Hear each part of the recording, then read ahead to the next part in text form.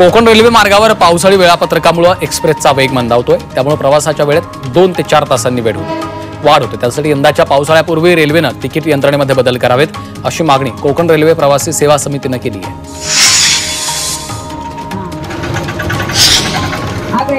बारामती शहरात महात्मा ज्योतिबा फुलेंची जयंती मोठ्या उत्साहात साजरी करण्यात आली।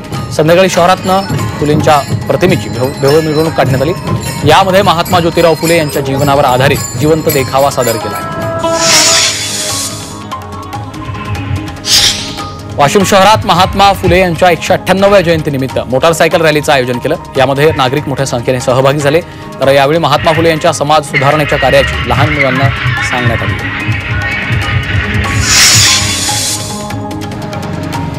फुलेंच्या जयंतीनिमित्त मनमाडमध्ये संविधान रॅली काढण्यात आली। हलगीच्या तालावर संविधान उद्देशिका हाती घेत महापुरुषांना अभिवादन केलं। यावेळी नागरिकांची मोठी गर्दी झाली।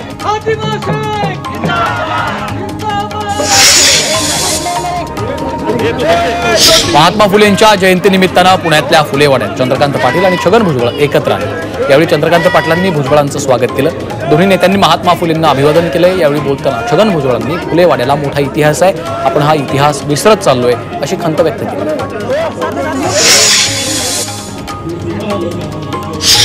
यवतमाळमध्ये महात्मा ज्योतिबा फुले यांची जयंती उत्साहात साजरी करण्यात आली।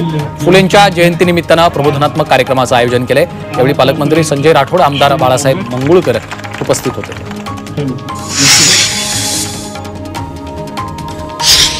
फुलेंच्या जयंतीनिमित्त राज ठाकरेंनी देखील अभिवादन केलेलं आहे। आधुनिक भारतातील समाज सुधारणांचा पाया महात्मा फुले यांनी घातला अशी पोस्ट राज ठाकरे यांनी केली आहे।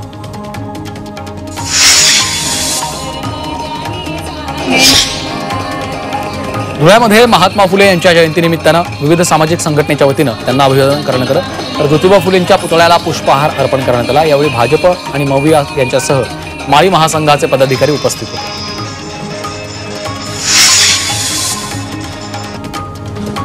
उन्हाळ्यात वन्य प्राण्यांना दिलासा देण्यासाठी इंदापूरच्या कृत्रिम पाणवठ्यात पाणी सोडण्यात आलं। जैन समाज आणि नमो युथ फाउंडेशनच्या वतीनं हा उपक्रम राबवण्यात आला आहे। चिंकारा लोक अभयारण्यात वन्य प्राण्यांसाठी पाणवठ्यामध्ये पाणी सोडण्यात आलं।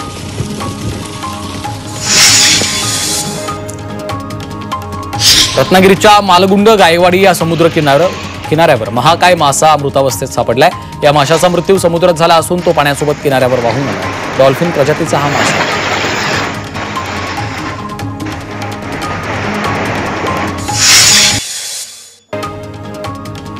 जुन्नरमध्ये आदिवासी मंत्री अशोक उईके यांच्या उपस्थितीमध्ये आदिवासी मेळावा पार पडला। आदिवासी समाजाचं कुलदैवत वरसुआई देवी मंदिर जीर्णोद्धार आणि मेळाव्यानिमित्त उईके जुन्नर तालुक्याच्या दौऱ्यावर आले होते। त्यावेळी उईके यांच्या हस्ते देवीची आरती करण्यात आली। सोलापुरात राष्ट्रवादी शरदचंद्र पवार पक्षानं पश्चिम महाराष्ट्र विभागीय मेळाव्यात नाराजी नाट्य पाहायला मिळालं। हर्षवर्धन पाटील आणि आमदार शशिकांत शिंदे यांच्या समोरच महिला आणि पुरुष पदाधिकाऱ्यांचं नाराजी नाट्य समोर आलेलं आहे। तौफिक शेख बैठकीतनं संतापून निघून गेले। पक्षामधनं आम्हाला कोणत्याही पद्धतीची सन्मानाची वागणूक मिळत नसल्याने बैठकीतून निघून जात असल्याचं तौफिक शेख यांनी म्हटलं।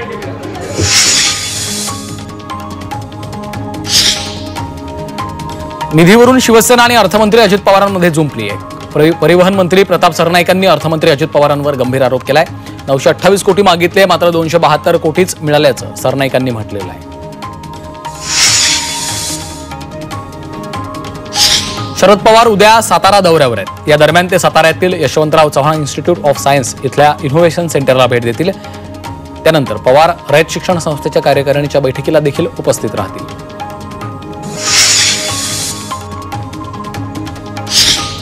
रायगडच्या पालकमंत्री पदाच्या तिढ्यावर अजित पवारांनी प्रतिक्रिया दिली आहे। पालकमंत्री पदाचा तिढा सुटेल, थोडा धीर धरा असं अजित पवारांनी पुण्यात पत्रकारांना सांगितले। पुण्यातील फुलेवाड्यात जाऊन महात्मा फुलेंना अभिवादन केल्यानंतर ते पत्रकारांशी बोलत होते। केरळमधल्या एका कंपनी मालकानं कारच्या फॅन्सी नंबर प्लेटसाठी तब्बल 46 लाख रुपये मोजले। लिटमस 7 या कंपनीचे सीईओ वेणुगोपालकृष्णन यांनी तब्बल 4 कोटींची लॅम्बॉर्गिनी खरेदी केली। त्या कारसाठी त्यांनी फॅन्सी नंबर खरेदी केलाय, त्यासाठी त्यांनी तब्बल 46 लाख रुपये अदा केले। लाडक्या बहिणींना 2100 रुपयांचा वाढीव हप्ता कधी मिळणार असा सवाल विचारला जातो। याच पार्श्वभूमीवर मंत्री गुलाबराव पाटलांचं वक्तव्य समोर आलं। लाडकीला 2100 रुपयांचा हप्ता मिळावा ही आमची मागणी असल्याचं गुलाबराव पाटलांनी म्हटलंय।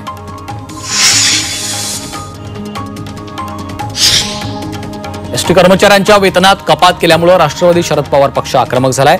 मुंबईत राष्ट्रवादीच्या कार्यकर्त्यांनी आंदोलन केलंय। कर्मचाऱ्यांच्या स्थितीला गुणरत्न सदावर्ते, गोपीचंद पडळकर आणि सदाभाऊ खोत जबाबदार असल्याचा आरोप आंदोलकांनी केलाय।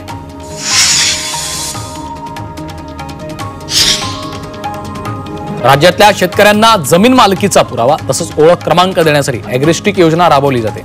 या योजनेत आतापर्यंत 91 लाखांहून अधिक शेतकऱ्यांना लाभ झालाय। तर पंतप्रधान किसान सन्मान योजनेचा लाभ देताना ओळख क्रमांक बंधनकारक करण्यात आलाय।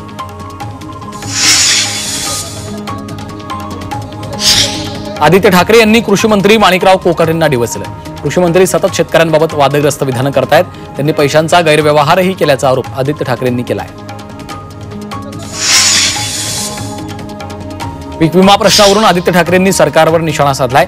विमा कंपन्यांना एवढा फायदा होत असेल तर त्यातली काही रक्कम इलेक्ट्रॉल बॉन्डच्या माध्यमातून जाणार आहे का, असा सवालही त्यांनी केलाय।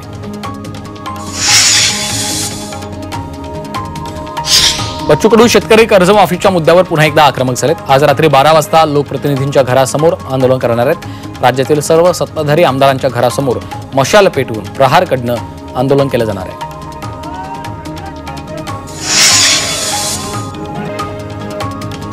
महायुती सरकार योग्य वेळी शेतकऱ्यांना कर्जमाफी देणार आहे। महसूल मंत्री चंद्रशेखर बावनकुळे यांनी असं विधान केलं। पुढच्या निवडणुकीपर्यंत सर्व आश्वासनं पूर्ण करू, संकल्पपत्रातला एकही मुद्दा शिल्लक राहणार नाही, असं बावनकुळे यांनी म्हटलेलं आहे।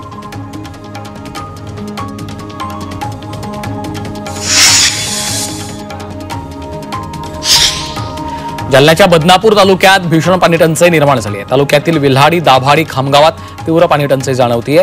विहिरीत उतरून गावातील महिला आणि पुरुषांना पाणी भरावं लागतं। लग्नाच्या दिवशीच गावातील एका वधूवर पाणी भरण्याची वेळ आली आहे। गावातील अनुराधा पाटोळे या तरुणीचं लग्न असताना देखील हंडाभर गढूळ पाण्यासाठी तिला विहिरीचा उंबरठा झिजवावा लागलाय। लग्नात येणाऱ्या वऱ्हाड्यासाठी विकत पाणी घ्यावं लागलं। त्यामुळे तातडीनं गावात टँकर सुरू करावा अशी मागणी गावकऱ्यांनी केली आहे।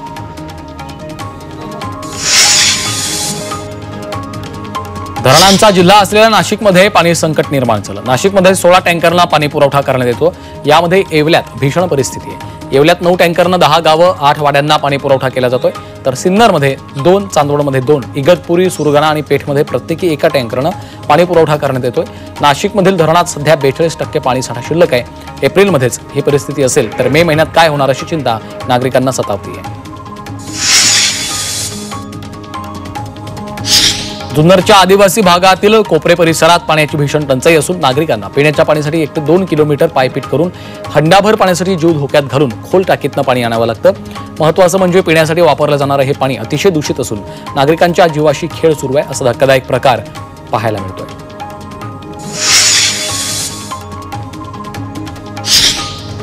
सोलापुरात दूषित पाण्यामुळे वातावरण तापलंय। 2 शाळकरी मुलींचा दूषित पाण्यामुळे मृत्यू झाला होता। याच पार्श्वभूमीवर महापालिका प्रशासन अलर्ट झालंय। सोलापुरात आता रोबोट दूषित पाणी शोधणार आहे। कुचकनगर भागात पालिकेनं रोबोटचं प्रात्यक्षिक घेतलं। रोबोटनं पाणी पुरवठ्याच्या लाईनमधील अनेक त्रुटी समोर आणल्यात।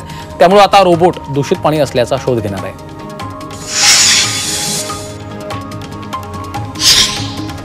सोलापूरच्या सांगोल्यातील शिरभावी पाणी पुरवठा योजना बंद पडली आहे। वीज वितरण कंपनीकडे 5,21,00,000चं थकीत वीज बिल असल्यानं वीज पुरवठा खंडित केलाय। त्यामुळे शिरभावी योजना बंद पडली आहे। योजना बंद पडल्यानं पाण्याअभावी नागरिकांचे हाल होत आहेत। मुंबई महापालिकेनं बेकायदेशीर नळ जोडणी विरोधात मोहीम सुरू केली। या मोहिमेत अधिकारी जलजोडण्यांची तपासणी करणार आहेत। त्याचबरोबर वैध कागदपत्र नसलेल्या जोडण्या खंडित करण्यात येणार आहेत।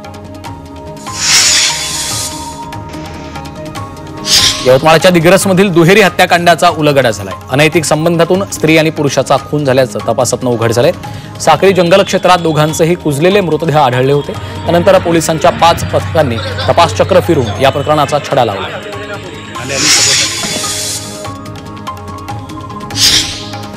नाशिकमध्ये लवकरच 1,750 सीसीटीव्ही लागणार आहेत। कुंभमेळ्यासाठी 3,000 सीसीटीव्हीला मंजुरी दिली आहे। या सीसीटीव्हीमुळे गुन्हेगारांचा शोध घेणं अधिक सोपं होणार आहे। तर 2 महिन्यात सर्व केबल जोडण्याचं काम पूर्ण होईल।